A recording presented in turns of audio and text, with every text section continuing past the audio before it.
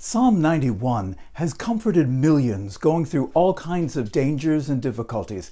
It is a great message of comfort and assurance. Stay with me while I unpack this amazing psalm about finding refuge in God. And at the end of the video, I'll point you to what some have called one of the greatest English hymns ever written.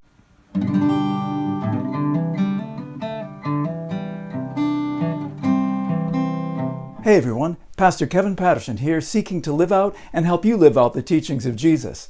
Today I'm talking about Psalm 91 and how we can find refuge in God. I'm not a wilderness kind of guy. I like to photograph nature and then get back indoors where it's comfortable. Some years ago though, I took a wilderness survival course with the Southern Maine Guide Service. The program ended with a camp out in the woods where the instructor, my brother-in-law, asked us to build our own shelter and sleep in it. It was a good exercise. If you're lost in the woods in Maine, especially in the winter, what you need most of all is shelter.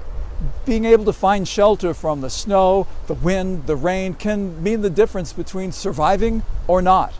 People who live in the desert, as the psalmist David did for a time, look for shelter for a different reason. The heat of the sun. The desert sun dehydrates you quickly, and shelter from the sun is a matter of life and death. Whoever dwells in the shelter of the Most High will rest in the shadow of the Almighty. There are millions of people today who don't have proper shelter from the physical elements. People who are displaced. Conditions here are deteriorating. Homeless, refugees. Refugees are a casualty of every war. I hope you'll do all you can to help them. Most of us watching YouTube on a laptop or a phone are probably dealing with other kinds of problems. We need spiritual shelter from all kinds of things we face. Job pressure, financial troubles, family concerns, health issues. They can all bear down on us like the desert sun or a New England winter storm. God offers us a refuge. Not an escape from life, but spiritual rest and refreshment, support and comfort, and protection from the harm of evil. In the shelter of the Almighty, we get renewed strength for life. Remember Dory, the memory-impaired fish from Finding Nemo, who finally got her own movie? In one scene, she begs her new friend Marlin not to leave her. She explains that when she's with him, she feels like she's at home. And that's a feeling we all really crave, to be somewhere or with someone or in some state of mind where we feel secure. When work or school or other challenges of life are overwhelming, we need a refuge. God gave tortoises a great gift. They carry their homes, their refuge, on their backs. When the tortoise needs refuge, he just pulls in all his soft parts and waits the danger out. When you make the Most High your dwelling, you carry your refuge with you. You can go out into the world confidently because you always have access to that place where you know you're safe and secure. You have a spiritual connection with God that assures you that because of His strength and His love, you are safe. In verse 9, we see the word if. Now, that's a condition. If you say, "The Lord is my refuge," and you make the Most High your dwelling. What does it mean to make the Most High your dwelling? It means we trust in His protection.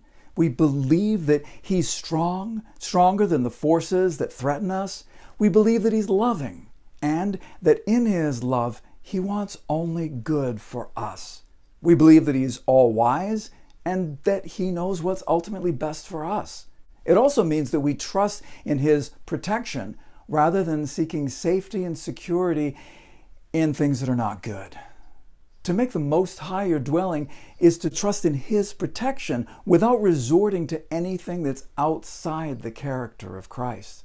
It means following His ways and trusting that if we do, He will faithfully work things out for the best in the end. Verse 1 says, we can rest in the shadow of the Almighty. He wants us to experience that shelter deep inside of us. It's sometimes one thing to trust and another thing to rest. Resting, I think, is a deeper level of trusting. When I fly on an airplane, I trust the pilot. I trust that I'm safer in the air than on the highway, but during takeoff and landing, I'm not resting. I haven't completely internalized my trust. It doesn't mean that people of faith won't ever have troubles, But when we trust in the ultimate goodness and love of God, we can rest in the midst of the storm because we know that come what may, we are secure in His arms. Is that where you're resting? In what some have called the most beautiful hymn in the English language, Jesus, Lover of My Soul, Charles Wesley wrote, "Other refuge have I none. Hangs my helpless soul on Thee. Leave me not alone. Still support and comfort me. All my trust on Thee is stayed. All my help from Thee I bring.